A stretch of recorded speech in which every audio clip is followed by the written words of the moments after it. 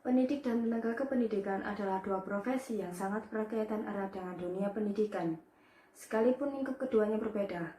Hal ini dapat dilihat dari pengertian keduanya yang tercantum dalam Pasal 1 Undang-Undang Nomor 20 Tahun 2003 tentang Sistem Pendidikan. Dalam undang-undang tersebut dinyatakan bahwa tenaga kependidikan adalah anggota masyarakat yang mengabdikan diri dan diangkat untuk menunjang penyelenggaraan pendidikan. Sementara, pendidik adalah tenaga kependidikan yang berkualifikasi sebagai guru, dosen, konselor, pamong belajar, widyaswara, tutor, instruktur, fasilitator, dan sebutan lainnya sesuai dengan kekhususannya, serta berpartisipasi dalam menyelenggarakan pendidikan. Pada dasarnya, baik pendidik maupun tenaga kependidikan memiliki peran dan tugas yang sama, yaitu melaksanakan berbagai aktivitas yang berujung pada terciptanya kemudahan dan keberhasilan siswa dalam belajar.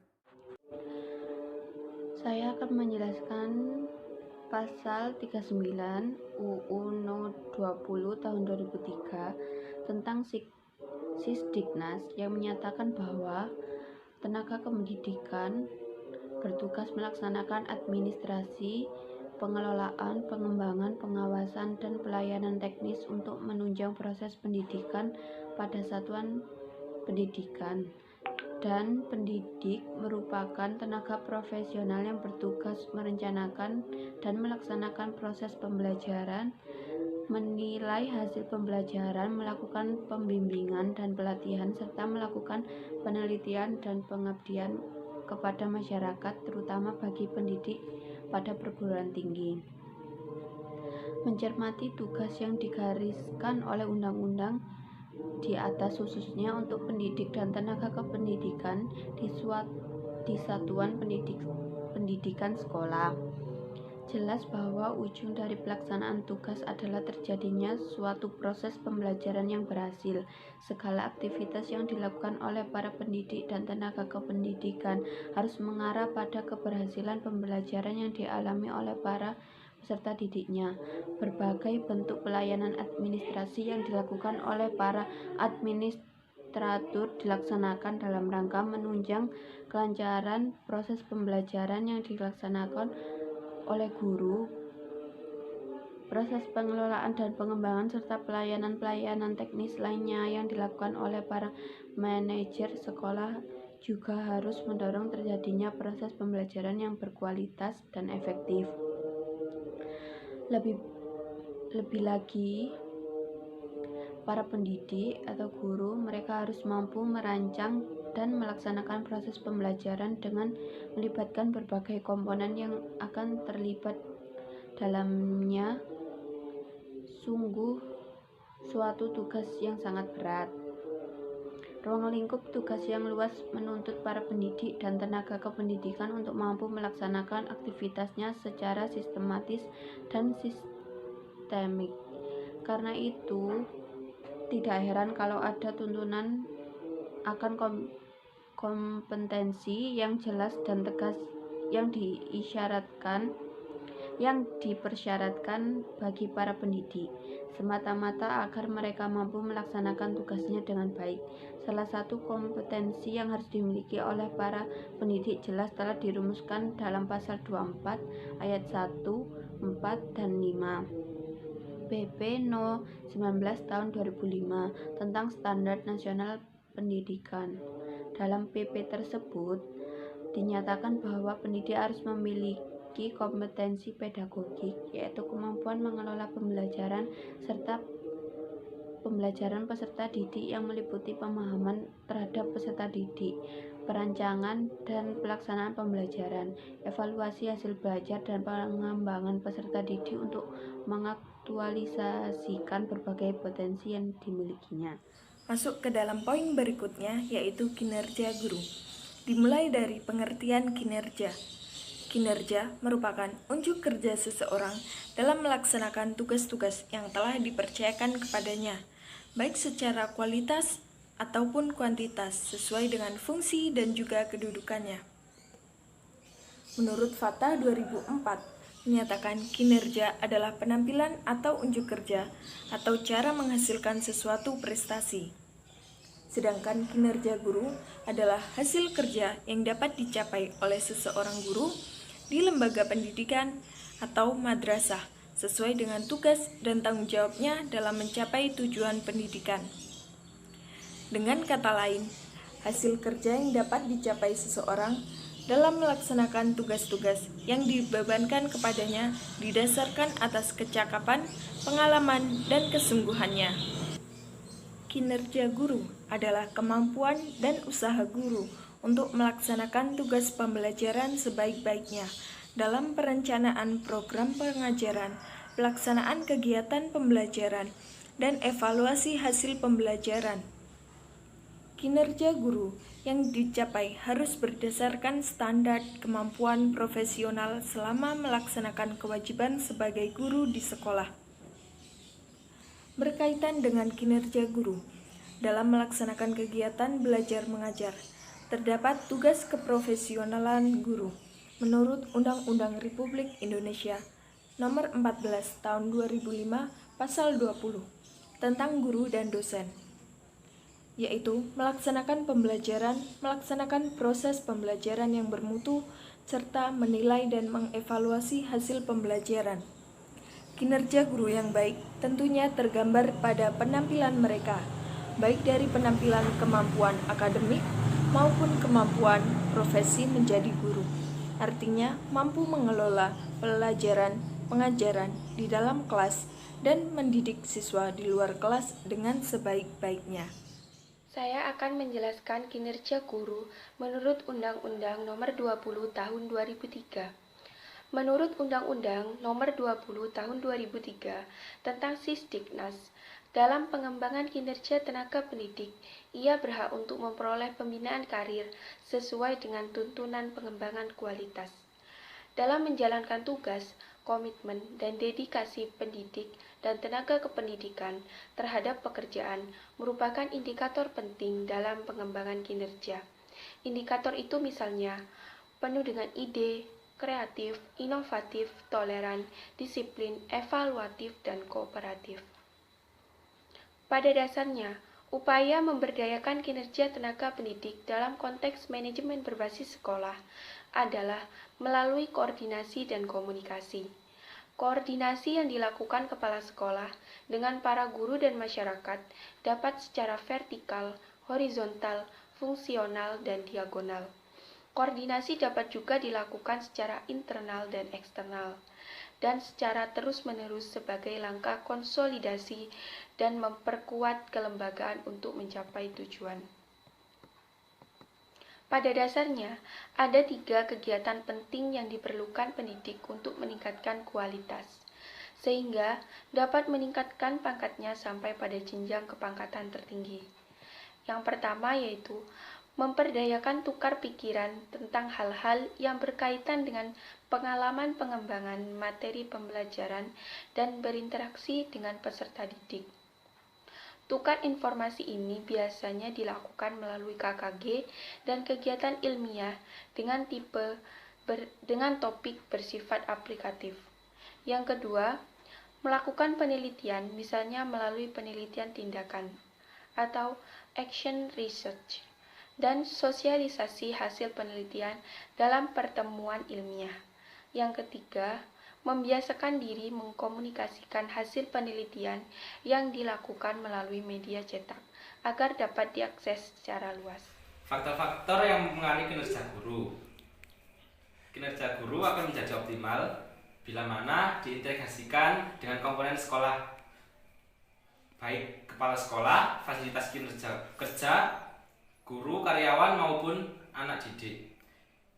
Menurut Pidata tahun 1997 bahwa ada beberapa faktor yang dapat mempengaruhi kinerja guru dalam melaksanakan tugasnya, yaitu 1. Kepemimpinan kepala sekolah, 2. Fasilitas kerja, 3. Harapan-harapan, dan 4. Kepercayaan personalia sekolah. Dengan demikian, nampaklah bahwa kepemimpinan kepala sekolah dan fasilitas kerja akan ikut menentukan baik buruknya kinerja guru. Selain itu, tingkat kualitas kinerja guru di sekolah memang banyak faktor yang turut mempengaruhi.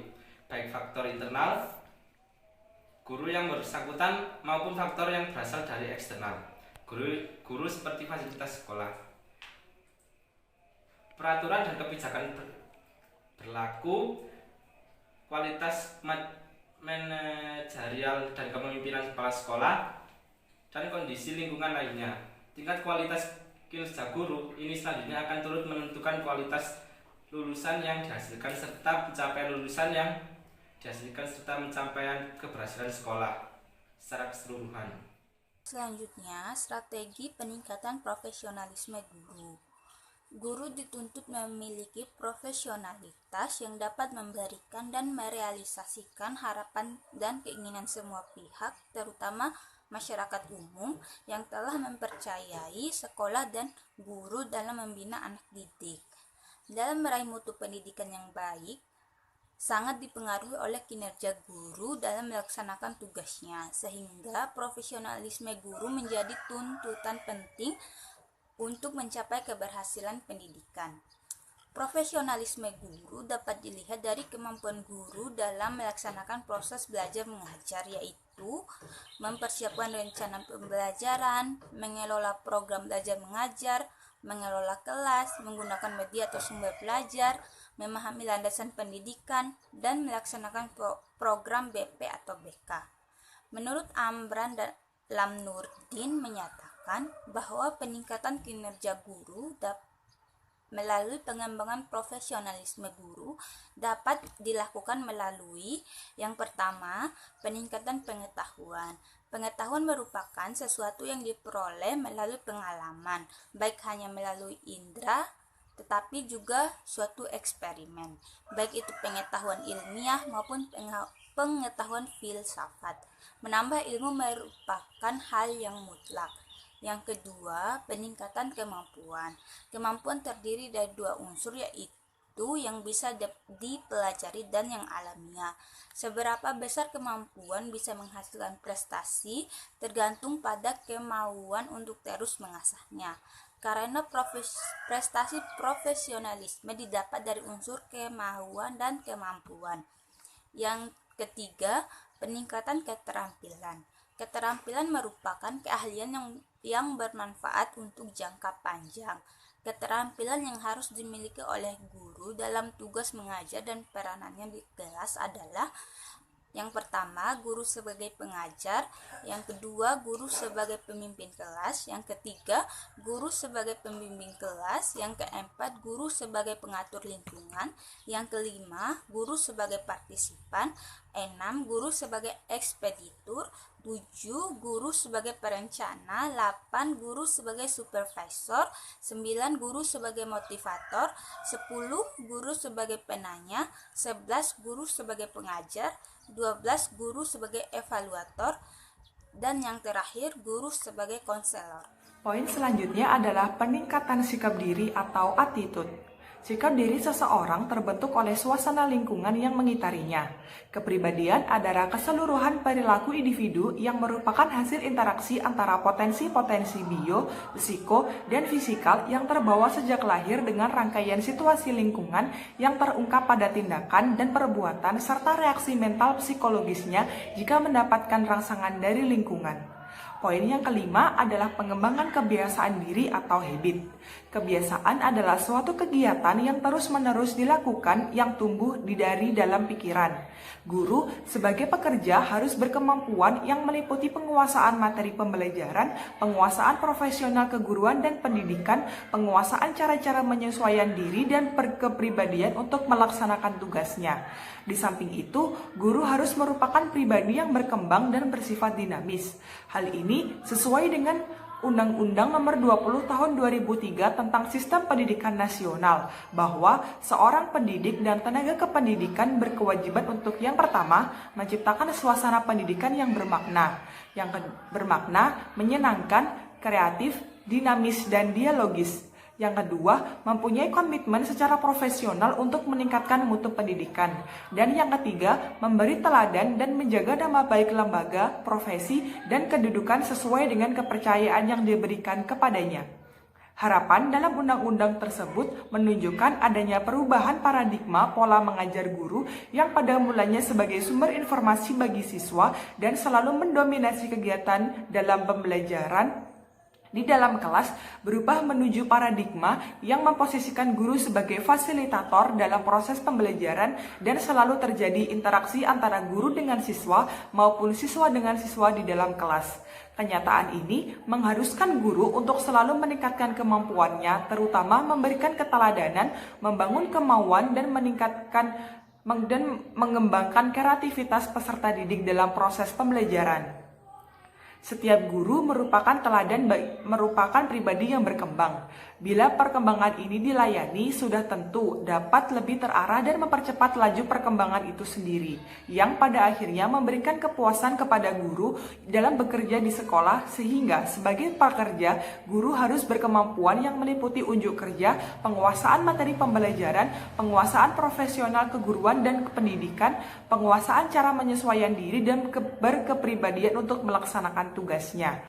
Guru pada prinsipnya memiliki potensi yang cukup tinggi untuk berkreasi guna meningkatkan kinerjanya. Namun, potensi yang dimiliki guru untuk berkreasi sebagai upaya peningkatan kinerjanya tidak selalu berkembang secara wajar dan lancar disebabkan oleh adanya pengaruh dari diri sendiri maupun dari lingkungan. Tidak dapat dipungkiri bahwa kondisi di lapangan mencerminkan keadaan guru yang tidak sesuai dengan harapan, seperti adanya guru yang bekerja sambilan baik sesuai dengan profesinya maupun di luar profesi mereka.